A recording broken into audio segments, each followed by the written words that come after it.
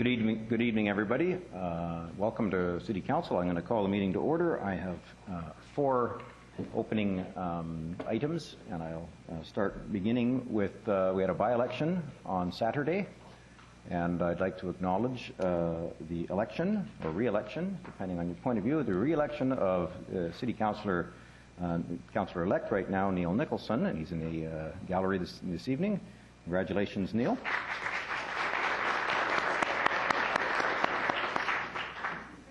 As a result of that, we have 1 empty seat up here because he hasn't been sworn in yet, but this is the last council meeting where we will have an empty seat for a long time, I trust. Thank you very much. I do want to acknowledge the tremendous work of our staff, Carrie and Lauren, various other people within the clerk's office, and other staff members did some tremendous work both leading up to and during the by-election, as well as a lot of people in the community that did tremendous work, and we want to thank them tonight in particular. Second item, tomorrow we have an open house related to the Cape Horn interchange. It's actually, the model is in the foyer right now. It will include a scale model of the improvements related to the Cape Horn interchange, and I know that some of the public have been asking questions about that, and so there's a model and an open house tomorrow afternoon starting at 5 o'clock until 8 o'clock here at City Hall, and we'd invite members of the public who have curiosity or interest in that issue to come forward and see how not only what's taking place on the site, but how it will all work together at the end of the construction project. The third item is I want to congratulate the firefighters on an amazing competition on the weekend. Several council members were able to take in parts of the competition, the Fire Fit competition, and raise money for the firefighters' charities. And I'm using that partly as a segue into my last item tonight. Robert Bertram, Assistant Chief Robert Bertram, as he was before he retired. His photo's up there. We lost one of our firefighters. The celebration of life was today. Robert Bertram died as a result of disease contracted at work. He was essentially, he lost his life as a result of a workplace disease, an occupational disease.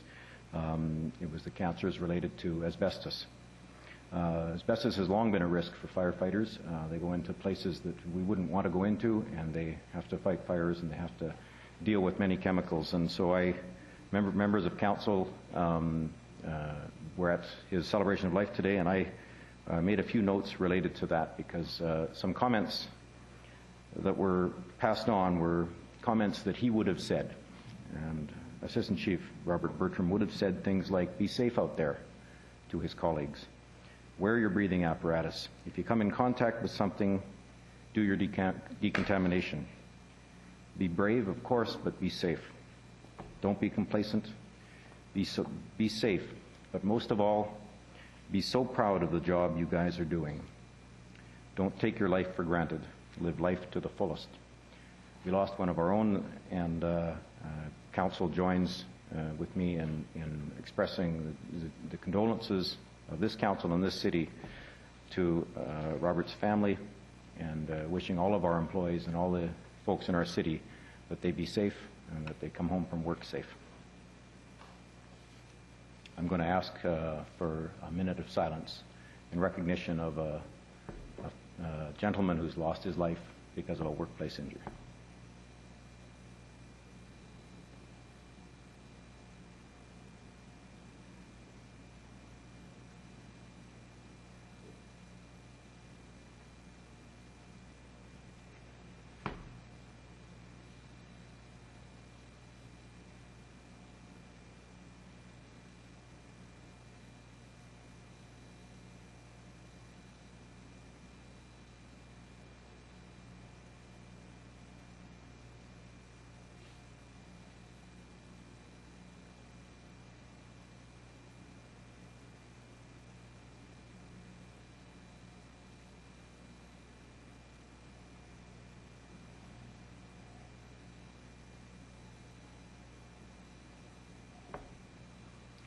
Assistant Chief Robert Bertram started with the city in 1973 and worked 32 years as a firefighter, a job he truly loved.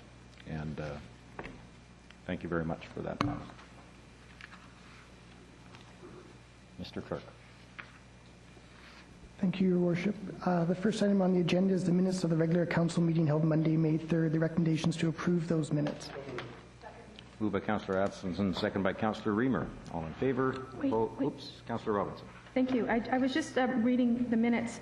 On item 4, I just want to double check. Item 4 in the minutes, it has Mayor Stewart leaving the meeting at 7:22, and then Councillor Reamer assuming the role of chair. And I just checked with a couple of my colleagues, and then it has, following upon a request of Councillor Secor, the items were reversed. And I've just, my recollection is that that request was made first and then Mayor Stewart left. The request was made after item or resolution 252 was moved and seconded, but not voted on. And in the course of the meeting, we asked that that resolution or motion be disposed of before considering the next motion. So it is worded as such. So that's how it gets worded. Yes. Okay. Thank you. Fine. Anybody else? Seeing none. All in favor? Opposed? Carried. Item 2 concerns the minutes of the public hearing held Monday, May 10th. The staff recommendation is that these minutes be approved. Moved by Councillor Reamer, second by Councillor Lynch. All in favor? Are you still up? Oh. No. Okay. All in favor? Opposed? Carried. Item 3 concerns the minutes of the regular council meeting held Monday, May 10th, and the recommendations to approve those minutes. Moved by Councillor Lynch, second by Councillor Reamer. All in favor? Opposed? Carried. Item 4 is the first of our delegations this evening. I'd like to invite Mr. Darin Froese, who's the Regional Director of BC Housing, and Armin, Amrolia, Manager of BC Housing, to come forward to speak regarding the permanent shelter and transition housing at 3030 Gordon Avenue.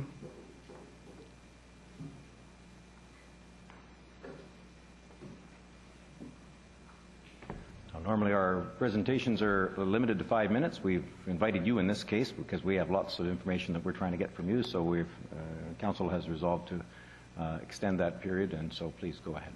All right. Well, thank you very much for having us, and we hope that we can give you the information that you want. I'm Armin Amrolia, and I'm the Executive Director of Development for the Lower Mainland. Speak into the microphone. Okay. Hello, everyone. My name is Armin Amrolia. I'm the Executive Director for Development at BC Housing, responsible for the Lower Mainland.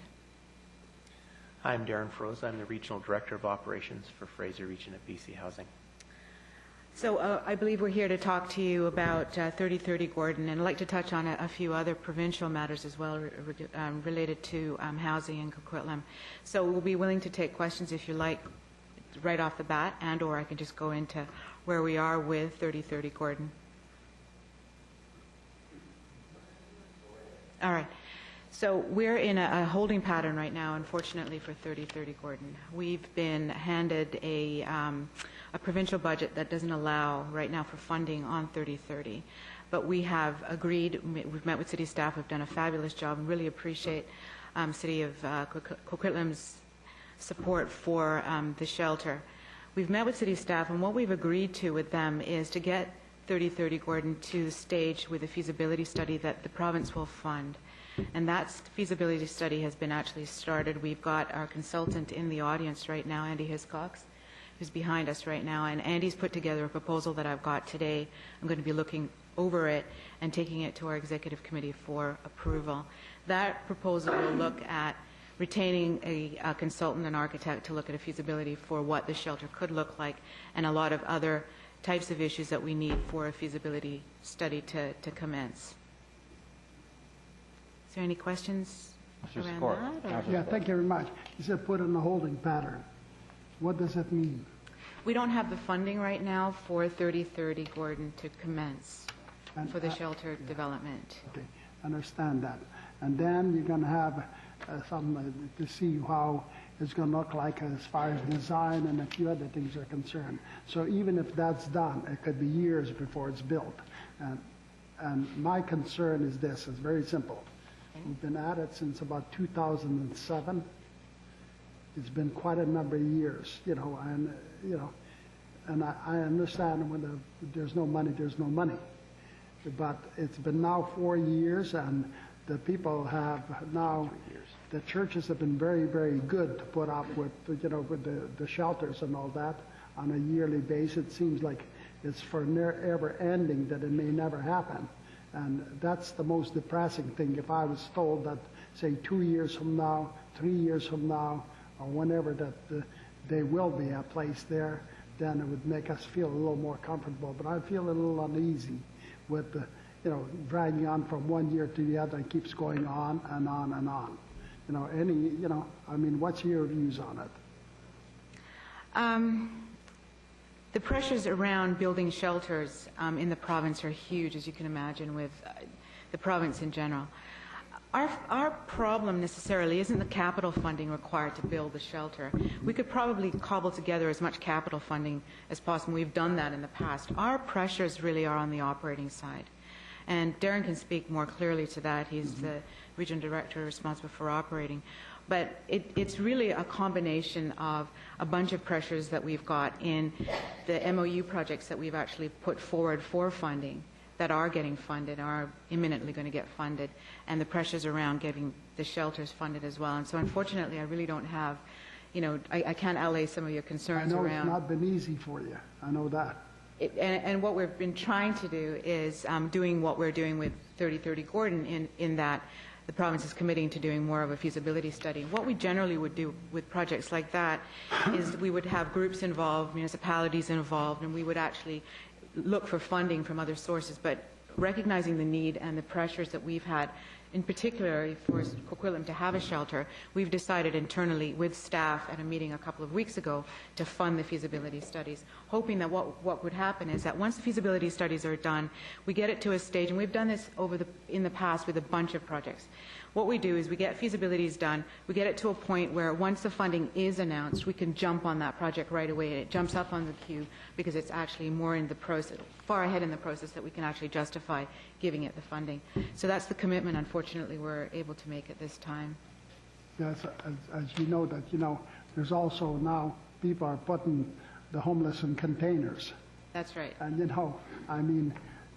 we haven't, BC Housing is at this time, and I say at this time, isn't a housing model we're supporting.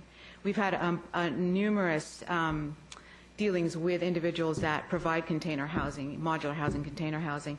We don't find this model of housing adequate for shelters. And there's a bunch of reasons, and Darin can speak to it better than I can, actually. So I understand that there is a notion that container housing could be considered for 3030 Gordon or anywhere else in Coquitlam, but at this time it's not a housing model that we're going to support. And we're not supporting it in the City of Vancouver either, and there's been a tremendous amount of pressure on us to support it there as well. Thank you very much. You're welcome. Thank you. Any other questions? Councillor Robinson. Thank you. I can certainly appreciate your pressures, and you have to appreciate ours Absolutely. as well. Yes. Because this community, as well as our neighboring communities, have really come together in very short order, I think, and have hobbled together their own way of providing shelter. And they've done an outstanding job, I think, as a community. But we can only do it for so long. And I think the frustration that you may experience from around this table is that we've been doing our best as well to keep things going and to manage this problem that right now seems to have steadied, but we don't know what the future holds. One of the issues that I have is we keep getting the message that it's a high priority. And I don't know what that means. I can speak to that a little bit. That would be really helpful. We have at least 15 MOU projects right now that aren't funded. So those were communities that signed MOUs with us that we didn't have funding for in the first round of MOU funding back last May. I believe it was March, actually, right after fiscal year end. What we've done is we've had a number of projects like Como Lake, and I'd like to put Como Lake on the table as well. So what we did with those MOU projects was we tried to cobble those along, the ones that we didn't get funding for in entirety. And we bubbled those along in the development process, so then when the announcement, which is imminent, can come for the funding, those projects would be in line and would get funding right away. And there's about 15 of them right now that are sort of in flux, but I think are going to get imminently funded. In fact, I know they are. Como Lake, City of Coquitlam did not sign an MOU with the province. However, Como Lake is on the top of that list. And it is, and I make those lists all the time, and I can guarantee you, I can show you those lists. It is a top priority for funding, and simply because we're at a stage where the development consultants, the development team, and BC Housing, through what we call PDF, which is project development funding, have got it to a point where they can pull the building permit, and as soon as that funding announcement can happen and we get some leeway, we may be able to fund Como Lake. So that's what we mean by priority. So if that's the case, that's for Como Lake. So 3030 Gordon is a high priority. So But it's right now, the shelter component of the MOUs isn't something that we're actually funding. right. And so unfortunately, Gordon is actually priority for us as far as the province is concerned. We're going to give some feasibility funding to it, but it's not a priority where we're going to jump to it right now if the funding comes through. Projects like Como Lake will get funding before 3030 Gordon. Right. So is there any sense, like I'm just thinking about going back to the community, we already have these temporary shelters. We have one more year that we can use the churches. I know that we're not going to get a building anytime soon, but it sounds like you don't really have any idea at this point when we might be able to start moving on. Not for on this. 3030. For 3030. No. Okay, thank you. You're welcome. Thank you. Councillor Asmussen.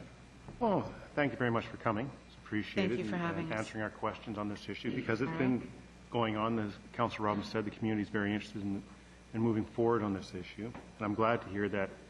I was going to ask that question, that Como Lake's at the top of your list, because we've got a very good housing provider for that and an investment in that to move forward with that operation. I guess my one question I have is a little clarification is, when we went out and we saw the Langley shelter that's up and running, they initiated and went out and got a housing provider early, which helped raise funds and mobilize and move that project through. Now, we've been said that we're going to get a request for proposals in readiness, but you've changed the rules now. From what we understand, we're not going to send out a request for proposals for a housing provider now. We're going to sit and wait. Is that correct? Because that was the information that I had. Well, maybe I can talk a little bit about that. We would ask that you hold off on putting out an RFP, and that generally those processes are led by BC Housing, and that when we provide the capital dollars and the operating dollars for a place like 3030 Gordon, the operating is around $1 million a year, so it's a significant financial commitment. And we would certainly, as we've done in many municipalities, partner with you. We would invite city staff to take part in that process. I think we made a commitment to have Sandy Burby, the chair of the Tri-Cities Homeless Task Group, be a participant in helping to select that nonprofit. The challenge we have is that if an organization comes forward as a result of an RFP and brings either significant capital or operating dollars, that is a factor in who we would select to run the operation. We're obligated to consider that. For instance, in Langley, the Salvation Army came forward with $1 million and significant operating contributions through their charitable drives. So the same thing in Coquitlam for 3030 Gordon. We would ask that, once a funding announcement's made, and we'll certainly work with staff to get the RFP ready to go, so that as soon as funding's made available, we're right out of the gate to identify that operator.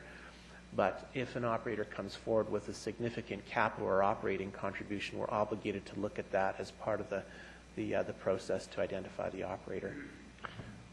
Okay, because I guess the one issue that we noticed is in that period of time, I think it was about 3 years that the Salvation Army was chosen and in place. Yeah. That they were able to go out to the community and raise funds. Right. Because you fund the shelter there, but not the transitional housing. They were able to raise that money and help fund extra things within the transitional housing. So I guess what I'm looking for our success here, if we can get the same type of arrangement, we can have like a 2-year, 3-year period like they did ahead to allow that housing provider, whoever it may be, to go out, engage the community, engage that fundraiser where that people now know this funding is going to aid. Right now, if we go out and do fundraising, we got nothing. We got some people. We got the church that does some fundraising and stuff like that. There's a little bit of money here, but there is no real kind of. It's just sort of waiting for something. And to me, that's sort of. Are we losing an opportunity to do what Langley did? Yeah, I think that project, the way it came together, wasn't typical of how projects come together. Generally, an RFP process is conducted, an open tender process with municipal staff and with representatives from BC Housing, and generally the providers picked after the funding is committed by the province. But that was an expensive project, both in terms of capital and the operating for the transitional housing, and the shelter is about $1.2 million a year. So it's a significant operation. And the Army, as Armin can tell you, put forward significant capital on their own to build out some of the amenity spaces. So, I guess the one other point of clarification, I just want to, from what I heard, we talk about Comm Lake's at the top of the list. Thank you very much. I hope it gets funded tomorrow. It won't get funded. It won't get funded tomorrow, but it is on top of the list. But you said you have about 15 in that situation. No, that we have 15 that are signed MOU projects, and then we've got about 5 that are outside of those MOU projects that we've actually garnered a little bit of money for, and that Comm Lake is on top of that list, and it has been for over a year. So the Gordon is within that remaining 10?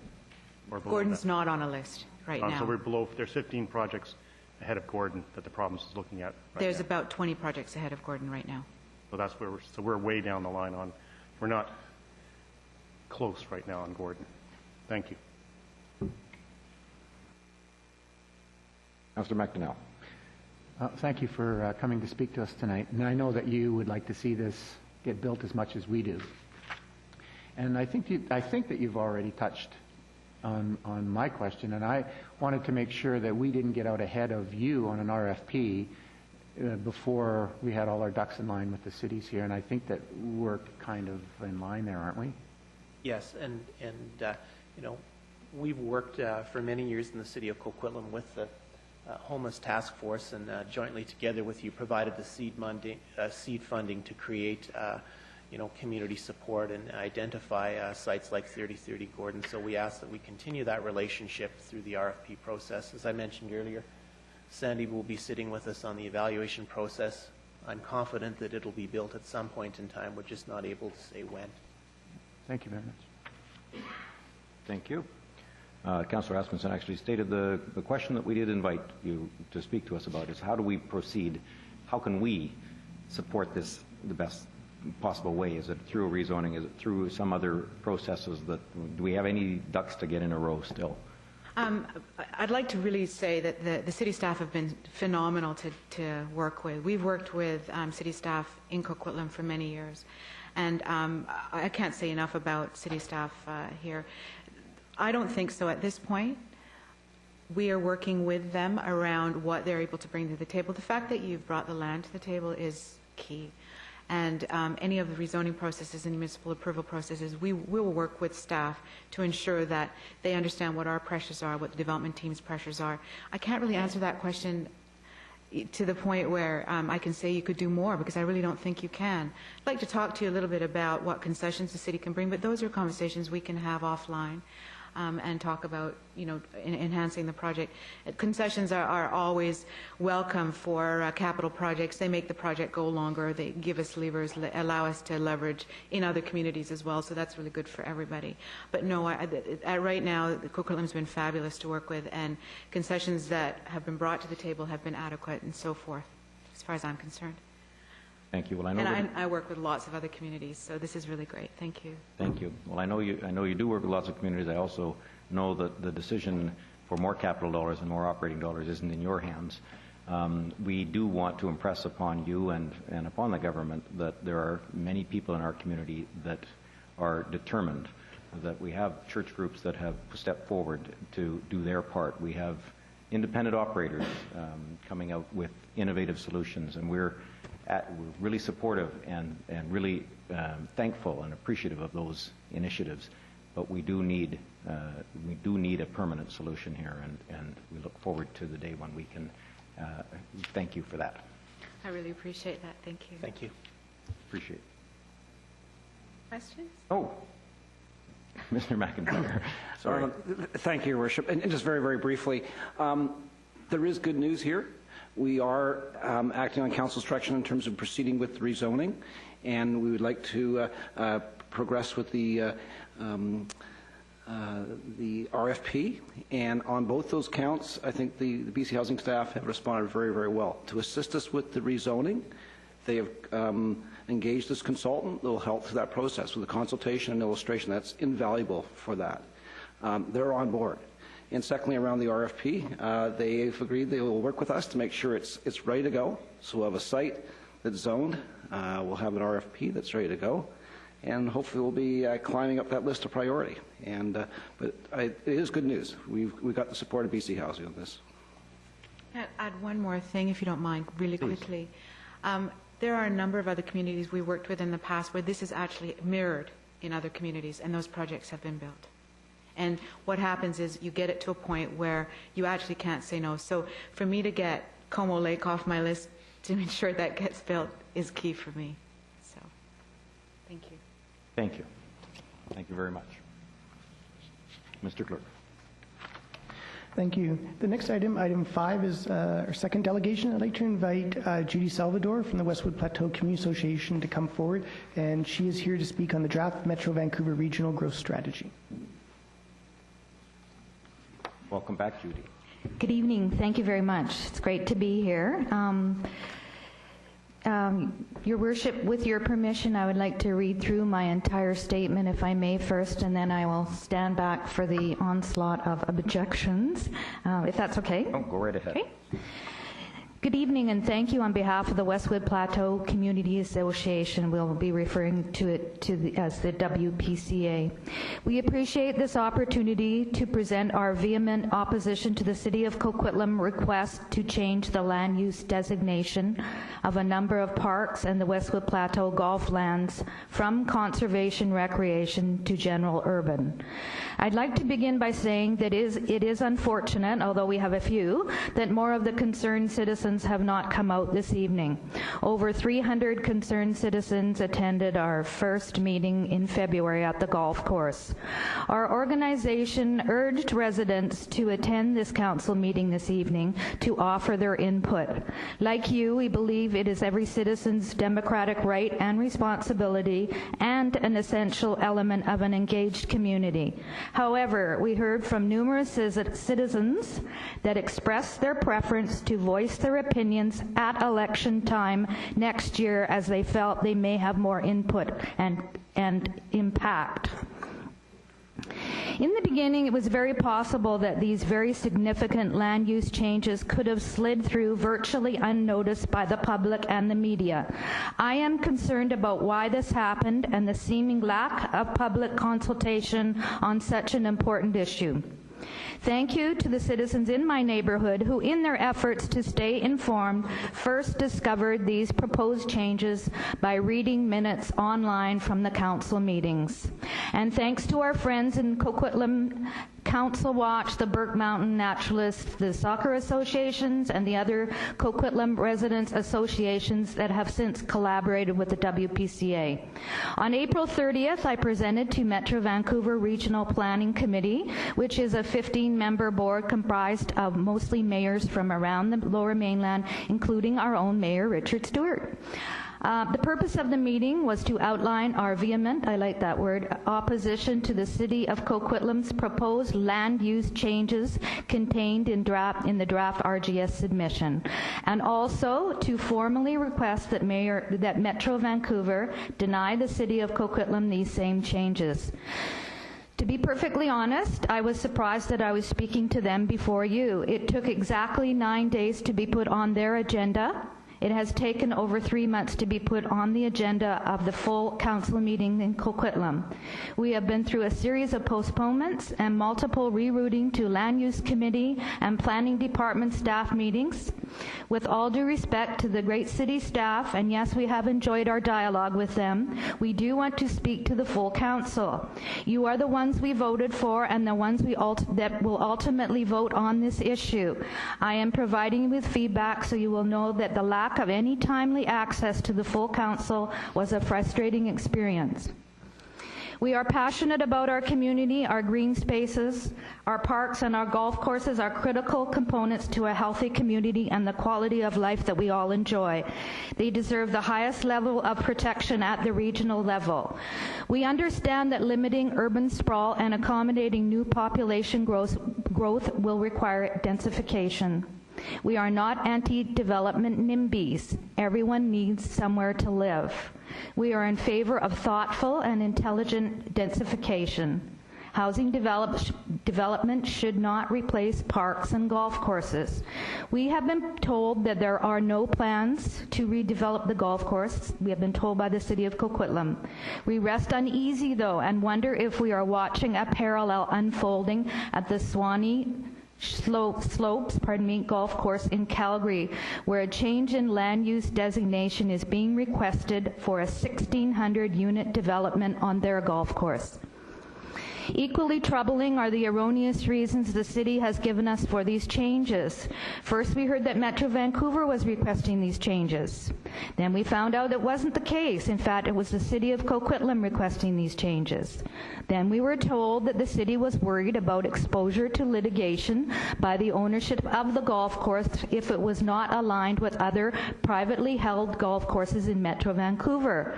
The alignment issue proved to be non-existent, as Councillor Robinson researched and pointed out that the golf courses are currently in a number of different designations. Further, we can find no request from Metro Vancouver to bring all the golf courses into alignment. What is abundantly clear is that there is no compelling reason to change this land use designation. Changes in land use designation is most often a precursor to development, if not now, then in the future. The general urban designation or any future designations are surely being bandied about for to make future development much easier to facilitate. The latest erroneous reason involved bringing consistency to all the golf courses just in Coquitlam. If it's really about better identifying these areas on a map, then why is there no mention of the privately owned golf course Eagle Quest on United Boulevard? Does the city not consider Eagle Quest a golf course? Or maybe is it because the city deems the current designation, which is mixed employment, appropriate for a golf course surrounded by a mix of industrial and commercial properties adjacent to a freeway and built on top of a garbage dump? Or maybe the city doesn't really need to worry about the designation because housing wouldn't normally be built over top of a landfill. I admit to a little latitude with conjecture here, but not without sound analysis and from reasonable citizens. Please don't misunderstand me. I like the Eagle Quest golf facility, and I think it is a very clever use of land. Whatever the prevailing logic, the Westwood Plateau golf lands most assuredly should retain their current conservation recreation for many valid reasons related to its intrinsic regional significance. The property is a natural buffer, an ecologically sensitive area adjacent to a wilderness forest, a wildlife habitat with important natural features such as Hoy Creek, Scott Creek, coho-bearing streams, riparian areas, and connecting trails. The golf course draws people from Coquitlam, from around the region, and visiting tourists. Two of the 007s, James Bond that is, Sean Connery and Pierce Brosnan seek out Westwood when they arrive in Vancouver. Sorry, Swanee said, they prefer the natural ambience of Westwood. The golf course has received numerous prestigious golfing awards and distinctions. I believe there are many community members that would like to see it work towards earning the Audubon Society's golf designation. Some questions from the City of Coquitlam have surfaced at the 11th hour.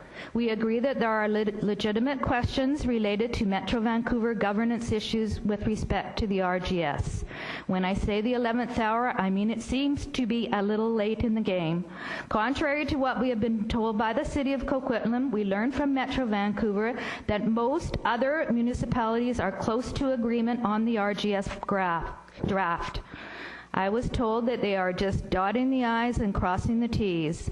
The municipality of Coquitlam seems to be one of the last holdouts, and I am left wondering if it was planned that way to leverage your negotiations with Metro Vancouver to get what you want.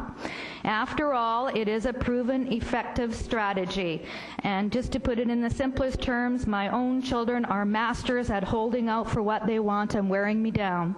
What the City of Coquitlam wants is more control on these green spaces. One thing that there are absolutely no questions about is the clarity of which the Local Municipal Act legislates the core values pertaining to the RGS.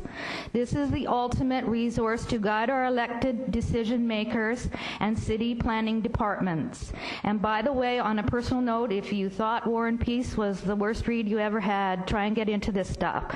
So it is that I refer to Chapter 323, Part 25, Section 849, purpose of the regional growth strategy in subsection L, to create, preserve, and link open space, including parks and recreation areas. Section 866 demands compliance to this in the OCP statements. We would be naive to believe that the existence of documents like the Local Municipal Act and the official community plan and organizations like the Agro Land Commission and Metro Vancouver can save the day when the chips are down. It is not hard to become more cynical when we read the Vancouver Sun's extensive coverage of municipalities in the Metro Vancouver region being controlled by CUPE and developers. We need look no further than Maple Ridge for a major exception and variance to accommodate developers. In Delta, they can write the how-to handbook on variance. With seeming ease, they've managed to get land out of the ALR, change the OCP, and get approval from Metro Vancouver. And then there was the non-binding public hearings and consultation that played out like lip service. I would guesstimate that 2/3 of the comments I read on the reams and reams of public consultation were strongly opposed to the development. My point is that it made no difference, and the project went ahead anyways. We see lots of precedents for this issue, and we have very legitimate cause for concern. In conclusion, I think it all comes down to your desire and your will to preserve what we have, and to change this protective designation for our green spaces is a slippery slope. From our perspective, if this is changed, then every community in the city with green space could face the same thing. We acknowledge the need to have your questions answered around governance with Metro Vancouver. We urge you to rescind the portion requesting land use changes for the various parks and the Westwood Plateau golf lands. I also would like to acknowledge that I believe that you're working on the park dedications, and I commend you for that, and we look forward to watching how that unfolds. Thank you very much for letting me speak. Good job, Judy. Thank you. Thank you. I see no questions from council. I do want to, no, I don't see any questions. I do want to comment right at the outset, though. You did appear before the Regional Planning Committee. You didn't appear before the whole board. No, I said regional. No, I know. But, you criticized us a little bit because your first appearance before council was actually at a committee, and that's normally how it works, is you appear before a committee. And there was a discussion several weeks ago about moving you back to this meeting so that you could appear at the same meeting that the item was being dealt with. And so if you're perceiving that we were trying to stall that or anything, no, it was all for procedural reasons to make sure that the reports came to the same meeting. Mr. Clerk. You have one. Okay, Councillor Sikora has added his name. Thank you very much. Thank you for your presentation. It was a great presentation. One thing I'd like to ask staff, they're a little frustrated, and so am I, because it's been a while since I asked the question about dedication on our parks to begin with. It's been about 2 months, 3 months now, since I asked that the parks be put in the dedication forever and a day, that we cannot take them out without a referendum to the general public. None of it has come aboard. That's frustrating to me. Secondly, is the fact is that these people in Western Plateau has also been waiting about 2 or 3 months. It's about time. It's about time. It's about time. It's about time that all these things were put to bed. And everything seems to be moving in like snail type of way. And I don't know whether it's Metro Vancouver, it's us, or it's a combination of both. And I'd like to have some answers to some of those things. We don't need a council chambers full of people to make us move. on some that should have been moved on a long time ago. Can I get some answers on the park dedication and why is it taking so long to get these golf courses in order where they should be? If I could just address the dedication issue, it is before council today. There was some commentary, and the staff did include an analysis of that commentary and alternate ways of proceeding in the report. The report got deferred a number of times. Council has never given staff any direction on this issue, but there is an item before council today to give staff direction, and that, if council approves it, would start the process. How many of those parks will be dedicated? We give you approval. How many of those parks that are not dedicated will be dedicated as of tonight? Or when can I see them being dedicated? There's a staff report on that in the agenda, Council. I realize that, but I'm just wondering how many months will it take after that? But then this lady is standing in front of us saying, when is something going to happen in Westwood Plateau Golf Course? That's Metro Vancouver and our problem to begin with. And I remember going to that meeting. I was the only one there out of all the council members. There was about 350 people. And I just had exactly come out of hospital about 2 or 3 days before. So I wasn't feeling that good. But anyways, in any case, something by now should have been happening. We're talking February the 1st. This is now almost past middle of May. And I'm just wondering, okay, when is something going to happen through the Metro Vancouver and through our council chambers to where we can all sleep comfortably at night? First of all, I think everybody can sleep comfortably at night. This council and on a number of occasions have been very clear that there is no intention to change any land use on any of the properties we're talking about. There is discussions going on with Metro Vancouver. We cannot dictate the pace of resolution for that. There's a report before council today that outlines what we consider some very legitimate discussion points with respect to the respective roles of what should be regional responsibilities and what should be local responsibilities. And there are discussions going on. Jim McIntyre chairs some of the committees that are discussing that, but there's many different municipalities involved. There's many different aspects. There's many unanswered questions at the regional level that they're still working through. I don't know if Jim wants to make any further comments on that, but it is not up to us to dictate the timing. And you know, Mayor, if I can carry on. In fact, as you mentioned that golf course on the landfill site. Well, that golf course on the landfill site was my idea when I was the mayor to put it in there. And the city could have owned that, but the council members of the day voted against me to own that golf course, which we could have got royalties. But secondly, Westwood Plateau was the same thing. Was built in my time. And the fact is, there's many stipulations that hold that golf course as a golf course. You know, so there's a lot of protection there. But I know you want a little extra protection there to make sure. And I understand that, okay? Thank you. Mr. McIntyre. Thank you, Worship. Just a couple comments. And first, just to reiterate what Mr. Stevlin said, everyone can sleep easy tonight. The LRSP, the Liberal Region Strategic Plan, is still in place. That's the regional plan that applies across metropolitan Vancouver. And I can say with a lot of certainty, it's going to be in place for many months to come. We are working on the draft RGS. As Mr. Stevens said, I'm the chair of the Technical Advisory Committee. That's the planning directors from the Lower Mainland.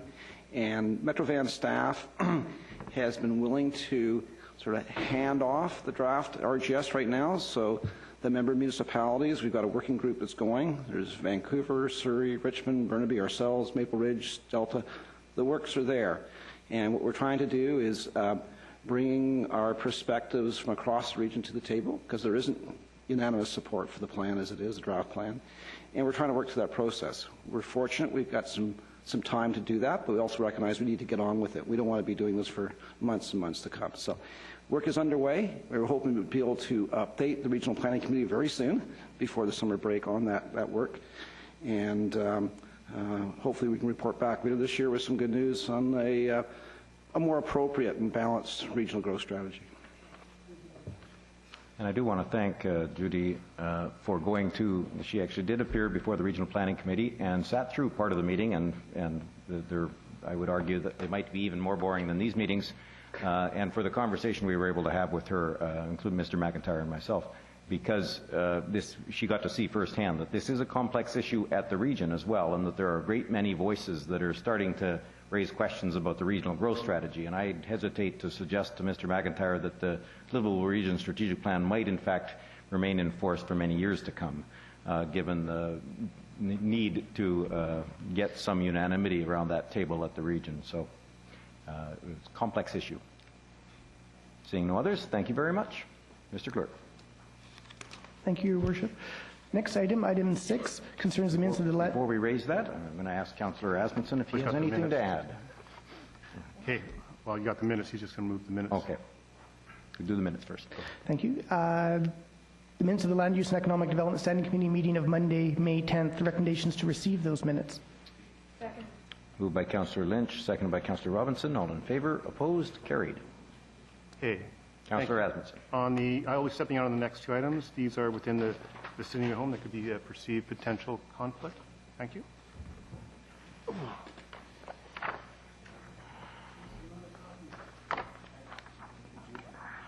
Councillor Asmundson has elected to leave Council. Mr. Clerk. Thank you, Your Worship. Item 6.2 concerns the authorization of a development variance permit. The recommendation is that Council approve the signing and sealing of this development variance permit for 3380 David Avenue, and that the Mayor and City Clerk be authorized to execute it on behalf of the City of Coquitlam.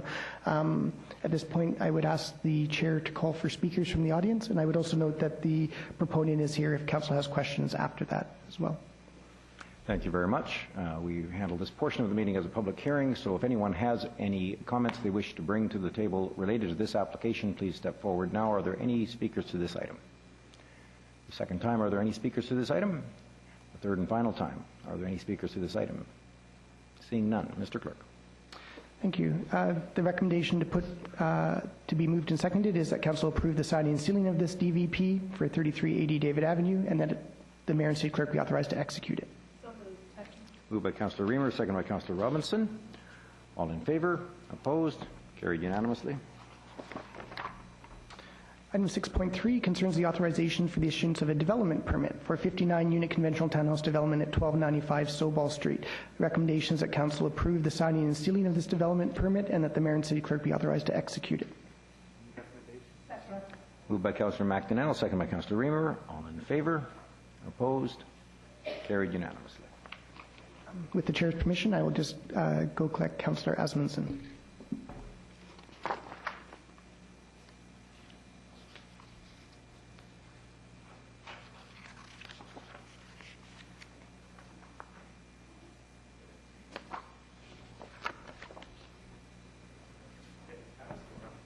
You didn't even have time to make a cup of tea.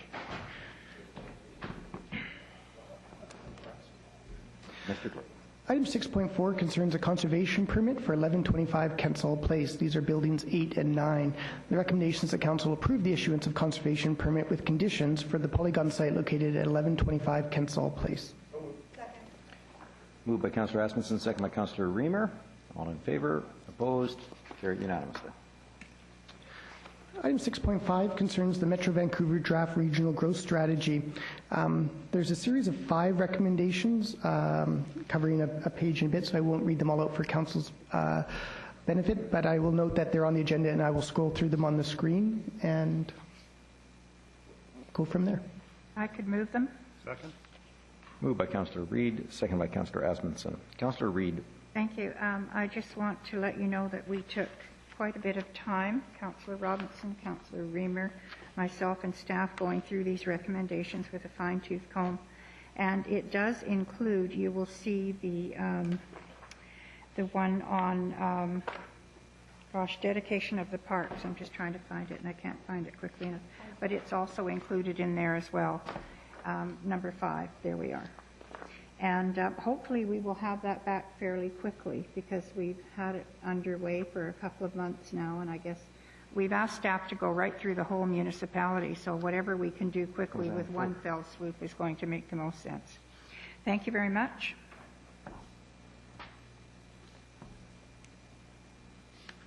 Okay. Councillor Lynch.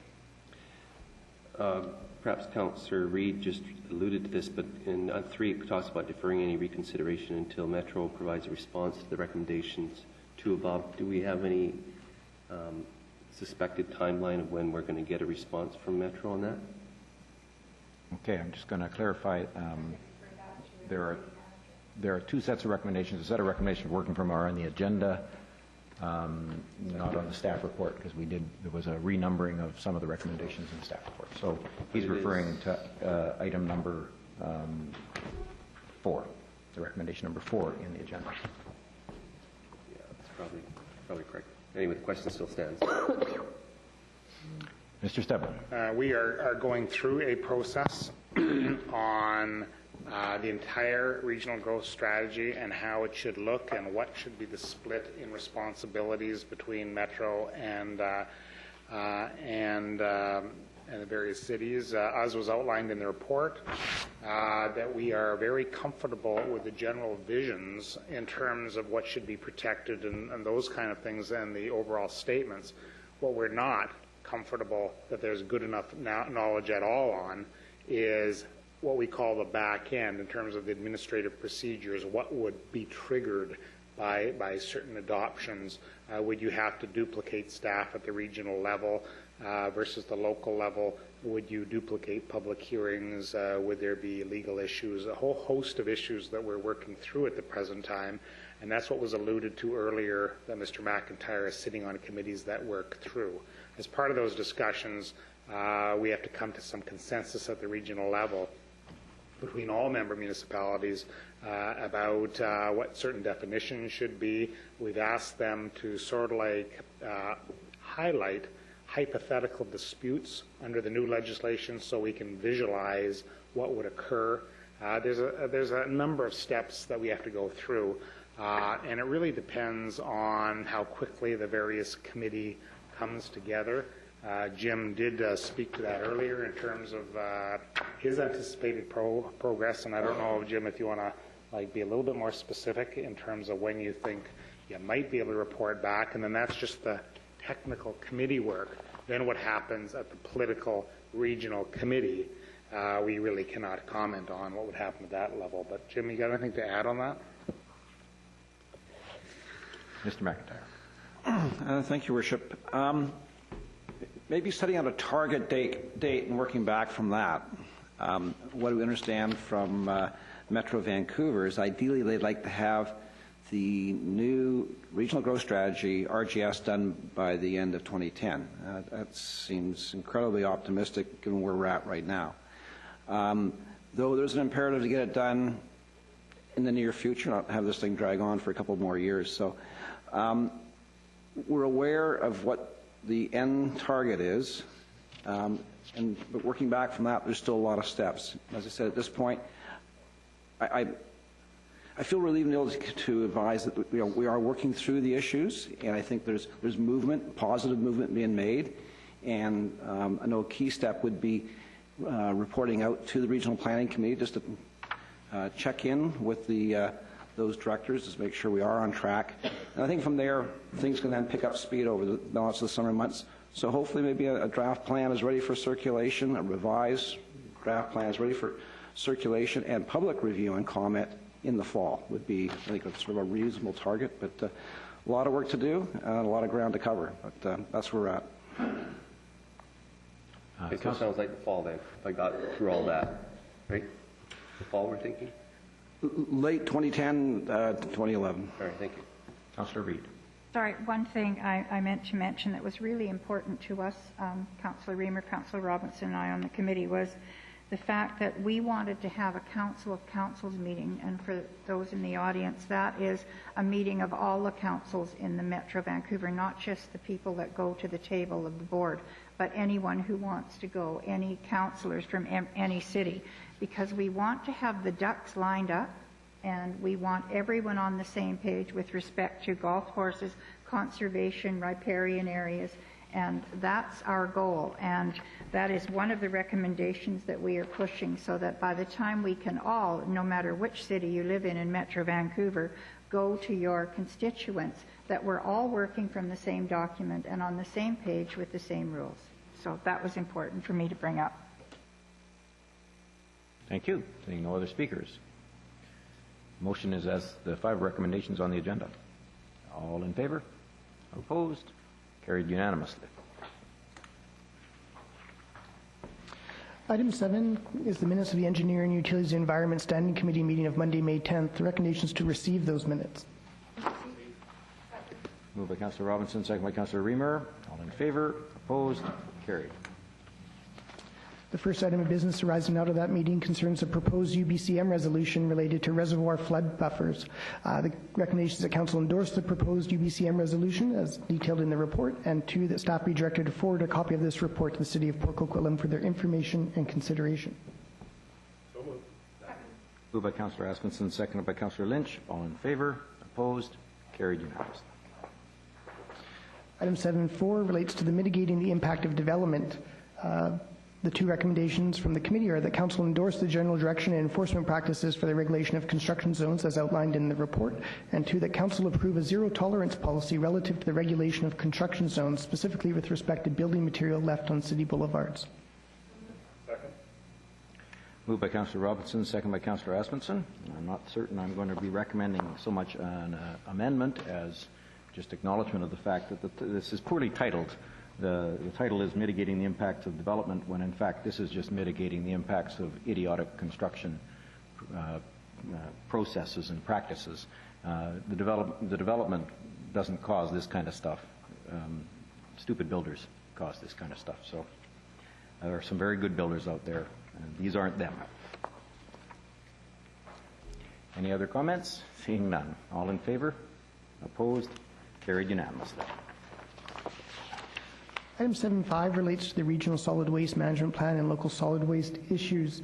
There's a series of 8 recommendations, which, as before, I will scroll through. We also have introductory comments by the General Manager of Engineering and Public Works. Mr. Sousa. And thanks, Your Worship. Wait a second. Your microphone, please.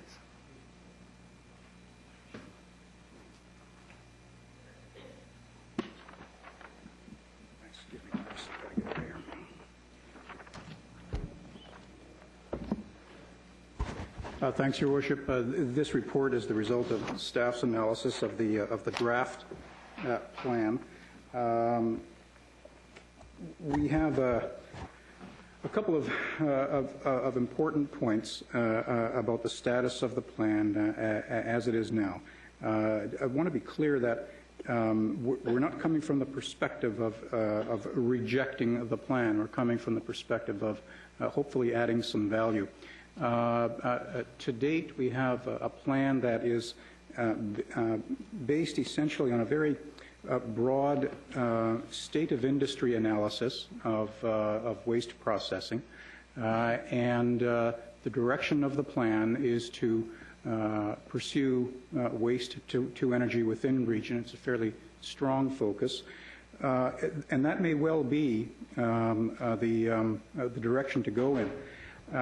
However, we are making some choices within the draft plan right now that may cause us to limit our options. And what staff are saying is we think it would be appropriate to do one of 2 things, to either go to market and invite all potential feasible processors of waste to respond to a market call. And with that response, then there is a rational business information to make comparators to a waste-to-energy proposal. And the other point we're making is if we don't do that, then perhaps we should be seeking an independent audit of the assumptions that are surrounding the plan. And now with that comment, I need to clarify a minor point in a local newspaper from last week, where I think I was attributed as saying that we should do a risk assessment audit because the parties who wrote the report had an interest in the waste-to-energy industry. Just to be really clear, what I was saying and what I mean is that those who have actually criticized the plan to date have a rational self-interest in their part of the waste disposal industry. And because of that, we feel that it might be useful to have more independent advice. So I just hope that that's clear. Now, very recently, the GVRD has sent us a letter asking to meet with council to discuss the plan, and we're quite open to that. I think we all need to keep the lines of communication open and hopefully keep our options open. So we have also added another recommendation that I will ask the clerk to put up on the viewer. It's very simple. It invites Metro Vancouver and others to address the Engineering and Environment and Utilities Committee at some future date with any further information. I'll just leave that up there for everyone to read. And that concludes my opening comments. Thank you, Your Worship. Thank you. 8 recommendations wasn't enough. You needed 9. There may even be one more, Your Worship. I leave that up to council. Thank you. Councillor Asmussen. Thank you very much, and I will, do we have to move this, Judy? Yes, please. I will move that this be added to the list, plus we would also like that this report be sent to the Provincial Minister of Environment also. I think staff has worked very hard on this. We have some very talented and experienced people within our engineering department that took on this analysis of the Regional Solid Waste Management Plan, which has piqued a lot of interest in the region about it, and staff have come back with their analysis of the process to date and their dealings with the reports and reports they've had, and this is their conclusion. So I thank them for doing a very good job and their expertise on this, and I think the idea of an open market request, rather than I think there was a paper, more research on the options, not a full review of the options, and I think an independent group that people can feel comfortable with to review all the options and moving forward on this. This is a big issue for the region moving forward. There are some other concerns in regard to the solid waste plan and the waste to energy, just not the air, the commitment on the power generation, the financial impact on that. We're looking at a plant of about $470, $500 million. So staff have done a very good job moving this and bringing forward this concerns, and I would be grateful to have Metro here at committee to bring forward and have a good discussion on the concerns that we have. Thank you. Okay, the motion is an amendment to the motion that's on the floor. The amendment is to invite and a couple of other things. Mr. Clerk. Thank you, Mr. Chair. Just to clarify, the original motions weren't moved, so we would consider to be moved as amended. Perfect. Yeah. So Councillor Asmussen has moved. Councillor Robinson has seconded the 8 recommendations plus the 9th, and you added one for the Provincial Minister of Environment. And Minister of the Environment as well. And that motion's on the floor. Councillor Reid. Thank you. I just want to speak to the overall motion. I did say earlier today that I think there have been some things that have gone unsaid, and in the last 10 years, I know Metro Vancouver, they have worked very hard in trying to find a solution to our waste problems. And I believe if the province had have come forward many years ago with the ability to continue to go on with the Ashcroft area, Cache Creek, it would have saved us a lot of money, a lot of stress and a lot of money, but it wasn't that way. And so Metro's gone out and looked all over the country, and indeed in Europe people have gone over. It's a very confusing thing. I have to say that in Coquitlam, Mr. Steblin, our city manager, knows a great deal about waste management, as does our engineer, Mr. Susak, and I think we are blessed for those reasons. I will support this because I sat many, many hours at Metro going through about 26 or 28 or 30 presenters on all the different waste options that we had a few years ago. And I mean, it's absolutely mind-boggling and astounding, all the things that people do with waste. But I think, Mr. Suzak, you've said that we're not rejecting their plan, but you're adding value to the plan.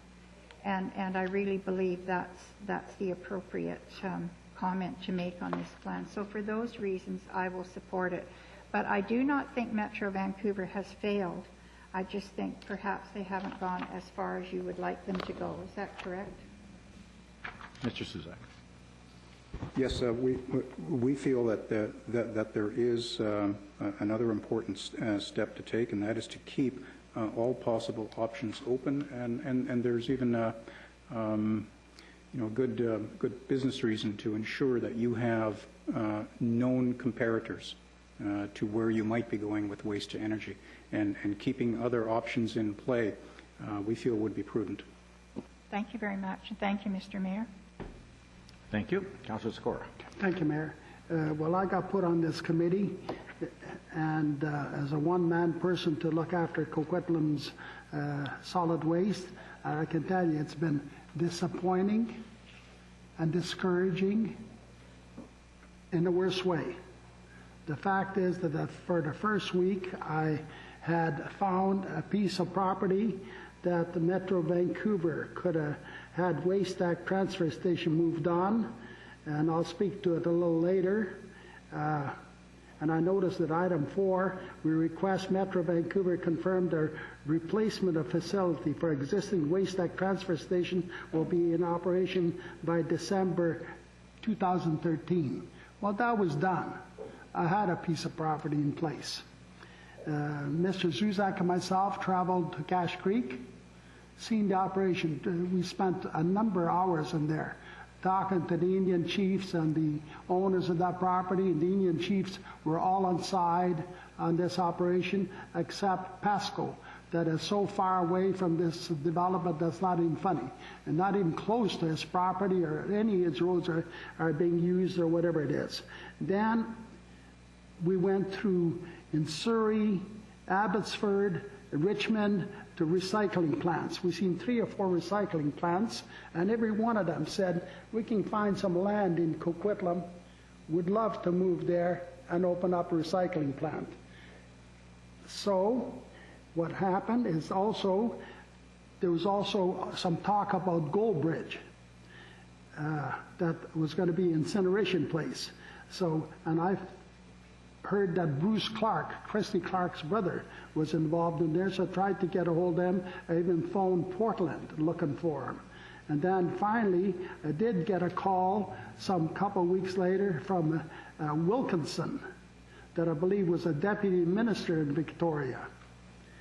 And I said, the only thing I want to know is how much is it going to cost for incineration, how much is it going to cost to barge up there, and where's your plant going to be? Well, I didn't hear any more about it till about 3 weeks later. 3 weeks later, I got called by Mr. Wilkinson that him and another gentleman were going to come and see us, and they would like to have a meeting with me. Well, I set up the meeting, and Bill Suzak was there. We had given to us one sheet of paper, one lousy sheet of paper on Goldbridge. And I said, is this all we're having? Oh, no, your mayor has got a full package, that we had a meeting with him, and we gave a full package. Well, up till to this day, I haven't seen that package. And I know the mayor said that he gave it to me, but I don't know how he could have possibly given it to me, because I never got it. You know, I get everything else, but I never got that. But however, the most disappointing thing in this is I was in hospital. I came out of hospital. I was recuperating at home. And this property of 10 acres that I had found in Coquitlam was before council to buy it. The information that was fed to the council members was anything but factual. The fact is that, you know, they was saying that there's going to have to be a great big environmental study on it, and yet in this city hall, the staff, management, to the mayor, I said that this land piece of property had an environmental study by a big firm. Councillor Sikora, Yeah. I'm going to have to caution you. I've cautioned you before that the discussion of matters that occurred in camera are in camera. No, hold it. I'll explain. Just a second. You can hang yourself if you want, but Mayor, this is an Mayor, you're trying to cast a shadow. It's the up fact to you, is, Councillor Sikora, but you sworn an oath, and I won't be able to defend council, and they won't be able to defend themselves if you because they want to sworn oaths challenge as well. me that it was in camera, the fact is the Bill Not Dick, challenging you at all. I'm just Bill Dick, the owner of the property. I'm just reminding you. Mayor, would you mind? That's all. Bill Dick, who is the owner of this property, told 4 or 5 people in this city that that's what the property was going to be bought for. So there's no secret about that, because I'll tell you what, if you want to make an issue of it, do it, and I'll bring those people right into the council chambers. Bill is allowed to discuss it. He's not under oath. You know, you're trying to defend yourself because maybe you're a friend of the deputy minister, maybe you're not. I don't know, but I'd like to probably one day find out. But anyways, in any case, the stuff that was fed to our council members, they had no other choice but turn this piece of property down. No other choice but vote so us not buy it. We're losing $450,000 a year from the royalties that we could have got on this land, plus the recycling people could have come in. Coquitlam could have had tipping fees, free tipping fees for their green waste, plus getting so much a ton in royalty. Okay, so it could have been up to $850,000. Budgets are tight in this city. When Waste Act moves out, now that they haven't got a spot, they may be going to some other community. And in fact, that's what we're going to lose in the budget, $850,000, which is 1% of the budget. Then I find out that these people from Gold River have a piece of property just on the other side of where Keith Beattie is going to build. Now we're going to get the stench from it, in that 3,700 units that are there on Keith Beattie's property, but we're not going to get any royalties for it. Somebody else will be getting the royalties.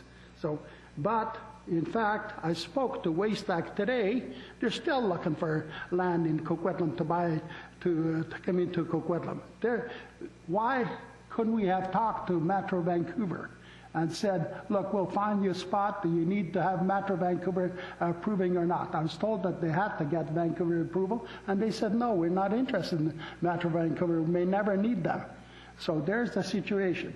That's exactly what the picture is, and Mayor, if you want to make an issue about in camera, out of camera, please do it. I'd be my guest. I invite you to do it, okay? Because you're dead wrong. You've been wrong before, you're wrong again. So please admit it that you're wrong, okay? And that package never did get to me and never will get to me, okay? Thank you.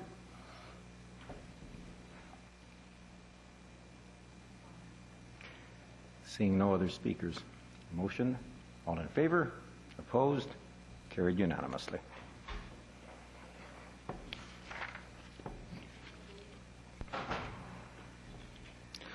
The next item, item 7.7, concerns the local area service at Surf Crescent. The recommendation from staff is that council authorize staff to proceed with the installation of curb and gutter on Surf Crescent as highlighted in the report, subject to certification of sufficiency by the city clerk. And perhaps just to give an update, since this committee's meeting, I've indeed certified it as being sufficient. Moved by Councillor Asmussen, second by Councillor Lynch. And we'll accept your certification. Thank you. All in favor? Opposed? Carried unanimously. Item 8 is the minutes of the Recreation, Sports and Culture Standing Committee meeting of Monday, May 10th. The recommendation is that these minutes be received.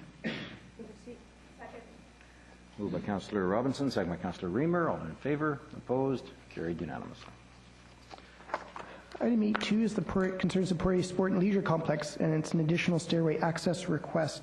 The recommendation is that council approve no further action be taken on this matter until feedback is received from the user groups by the end of November 2010, at which time a review with the Coquitlam Sports Centre User Association will be undertaken.